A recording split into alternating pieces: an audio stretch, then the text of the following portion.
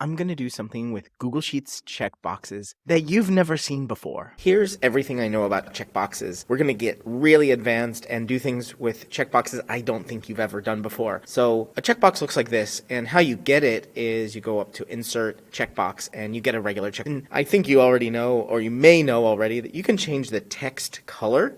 If you change the text color to something like white and you change the background to something like, let's say, dark green, cool. All well and good. You may know that already. But what you might not know is that you can right click and go down to View More Cell Actions, go to Data Validation. Over here on the right, we're going to select Checkbox. It is already a data validation rule. And what a check really is a representation of true or false. But you can actually change that. If you check this box called Use Custom Cell Values, you can change true or false. You can see here checked is true and unchecked is false. You can change this to checked equals 1, unchecked is equal to 0. If we go back over to the formula bar, you can see now that it's 0, and if I check it, it's 1. So you can do counts with this very easily. You can also change this to any other text, approved or unapproved. And now if we go over to our formula bar here, it says unapproved, and if we check it, it says approved. That's really cool, right? There's some more advanced options here. You can show help text if you want. You can also reject the input, so in case somebody's copy and pasting something else, you can reject anything. But there's more. There's actually more you can do with checkboxes, and I'm going to show you sort of the most advanced thing I know of. Okay, you can change the text size of the box, and you probably might have done something like this where you wanted a bigger checkbox, but you can actually make it larger than the box itself. So if I enter something like 200 in here, now move this box smaller, and I don't know if you can tell, but there is a check there, but it's very big. Resize the row to D, and I'm going to resize the column to 20 as well. Now it looks like sort of a slash, right? Like a half and half. And it's the two different colors that are the text and the backgrounds. We're able to click the box just like a checkbox, but we're getting this slash. But we may not want to see this slash. We might not even want to see this checkbox check at all. We may just want to click the button and be done with it. So what you might think to do is make the text the same color as the background. So I move them both to all black. And now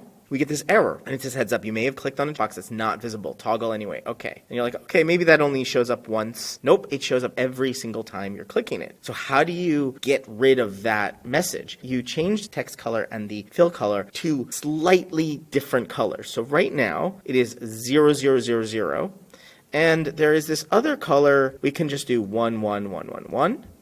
Click OK. And now it is barely noticeable that there is a line there. You can sort of see it if you have really good vision. I'm going to change it even to less different. I'm going to change it to 000011. So this is actually much less different than 11111 versus 000.